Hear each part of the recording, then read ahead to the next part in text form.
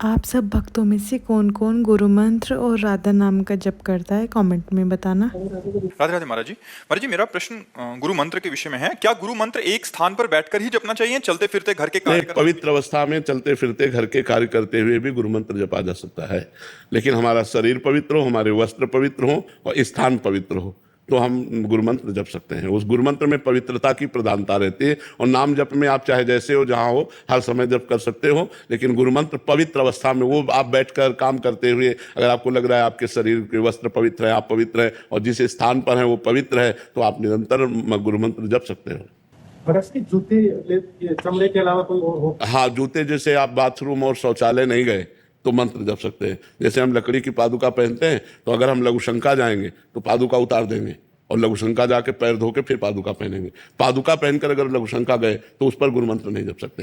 तो ऐसे ही जैसे प्लास्टिक के जूते हैं या अन्य हैं, वो केवल चमड़े के नहीं होने चाहिए और आपने उनमें लघुशंका या शौच आदि नहीं हुई तो आप वो पहन करके जप सकते हैं। गुरुदेव, पर जब बाथरूम से सब बाहर आते हैं, घर में घूमते हैं, तो फिर क्या करें?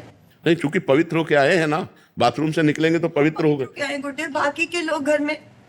नहीं, अपने को, हमें बाकी से मतलब नहीं है, हमको अपनी पवित्रता से मतलब है। अब जैसे इतने लोगों में कौन कैसे पवित्रता का निर्वाह करता है, हमसे मतलब नहीं है, हमको अपनी पवित्रता से मतलब है। अगर हम पवित्र हैं, सब हमें छू रहे हैं तो कोई हमें परेशानी नहीं है। हम अपने को देखना है, सब में भगवान को देखना है। सब में अगर हम देखेंगे कि ये पवित्र है कि नहीं पवित्र है तो वो दोष आ जाएगा। सब में भगवान है, हमको पवित्र भाव से रहना है। दूसरा अपवित्र ये नहीं देखना है, सब में भगवान है, हमें ये देखना है। और देखो, पवित्रता के विषय में हम तुम्हें सही बात बताएं, केवल मन को समझाने के लिए है।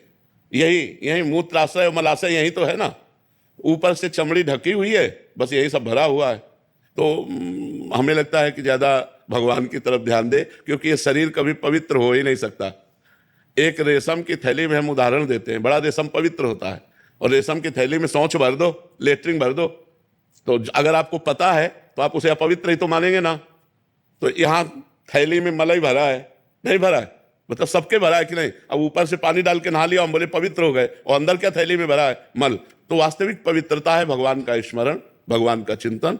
इसके ये साधारण पवित्रता इसलिए हम करते हैं कि हमारा मन भगवान में लग जाए, और जब मन लग गया तो इससे मतलब नहीं रहता है। तो सब में भगवत भावना करें, मन को भगवान में लगावे, उचित पवित्रता का निर्वाह। गुरु मंत्र का जप कोई शब्द नहीं, एक पवित्र साधना है जो इस शुद्ध मन, शुद्ध विचार और शुद्ध भावना से किया जाता है। तभी उसका आशीर्वाद जीवन में चमत्कार लाता है। मंत्र का फल तभी मिलता है जब मन गुरु चरणों में समर्पित हो जाए। राधे राधे।